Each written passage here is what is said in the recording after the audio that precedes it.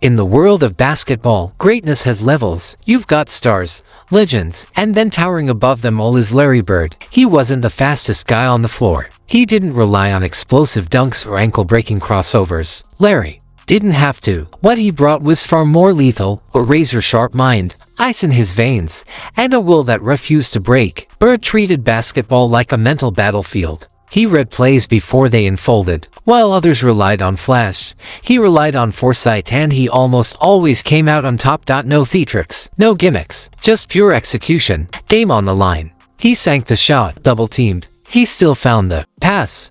Talking trash mid-possession. Absolutely. And he'd still drain the bucket right in your face. Larry's legacy wasn't built on hype, it was carved out with cold, undeniable results. And if you think that's just talk, ask the legends who stood across from him.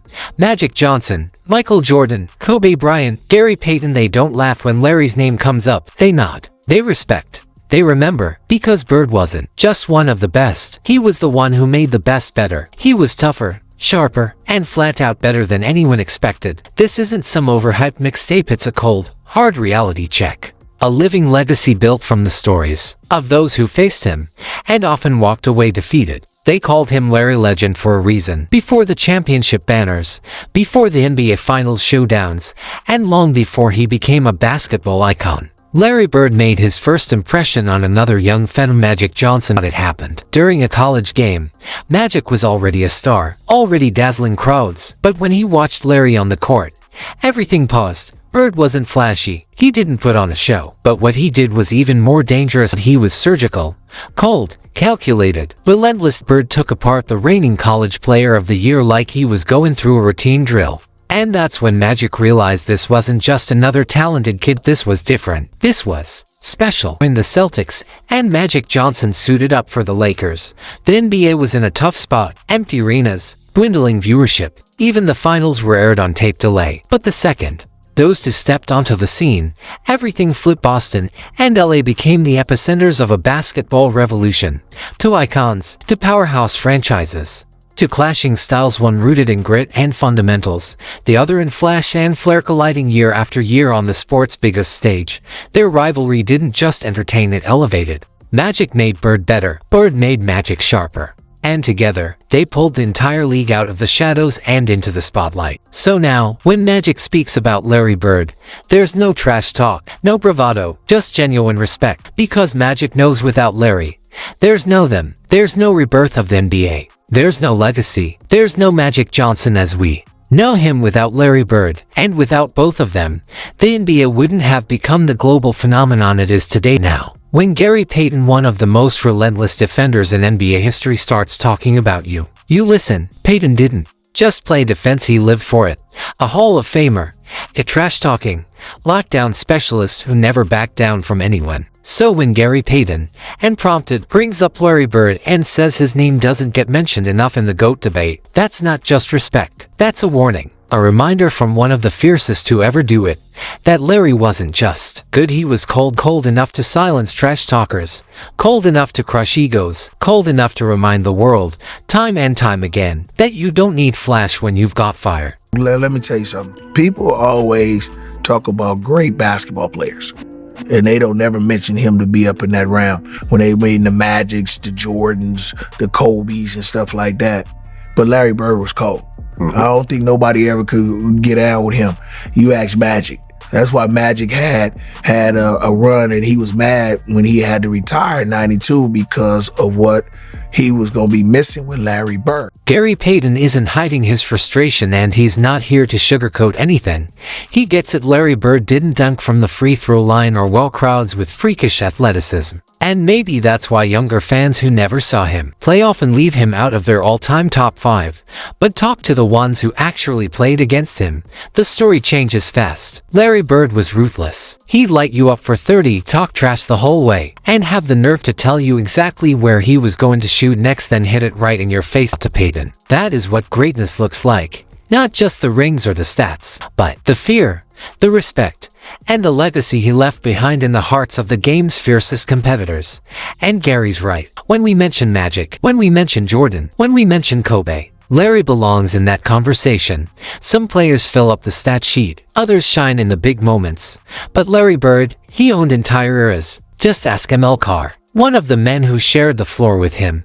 He saw it up close. What made Larry Bird different wasn't how high he could jump, it was how high he raised the game for everyone around him. ML Carr saw it all up close, how Larry Bird transformed from a gritty forward out of Indiana State in, the heartbeat of an entire franchise. For Carr, Bird's greatness wasn't defined by box scores or highlight reels. It was about something deeper. It was the culture he created, the example he set, the standard he refused to lower. Larry didn't need to raise his voice to lead. He led through relentless effort and match focus and a work ethic that dared everyone around him to keep up or get left behind. He didn't just elevate his own game. He elevated the entire organization. That's the mark of a true legend, not just how many points he scored, but how many lives he changed by demanding excellence every single day. Larry was the ultimate leader, and we all know that. But it meant a lot because you were fighting against the Lakers, and Larry and Magic had come out, really become saviors of the NBA. It was unmarketable, and they began to turn that around. And Larry was driven. He was absolutely driven, and he wanted to make sure that every player on the team was involved in the process. Larry could have scored 40 points a game. I'm convinced of that. If he wanted to average 40 points, Larry Bird is one guy could have done it. ML Carr doesn't hold back. Larry Bird could have easily chased stats. He had the talent, the vision, the footwork, and the full green light to take over every game. But that wasn't his style. Bird didn't chase numbers, he chased wins. He chose the team over the spotlight every time. And still, he was dropping 25 points, snagging 10 boards, and dishing out 6 assists often while gutting it out through injuries. Even playing with a broken back, he never complained. He never flinched. He just showed up and delivered night after night. Larry didn't ask for respect. He earned it. And he didn't just lead the Celtics, he helped pull the entire NBA out of the shadows and into the golden age. And then there's John Sally, one of the toughest defenders of his era. Sally faced it all: Jordan's brilliance, Shaq's power, Barkley's force, and the brutal, bruising wars of the Eastern Conference during the 80s and 90s. So when a guy like that says a player gave him nightmares, you better believe he means it. That kind of praise, it means something. So when someone asked John Sally to choose Larry Bird in his prime or LeBron James in his prime, you might expect a pause, a debate, maybe even a long backhand forth.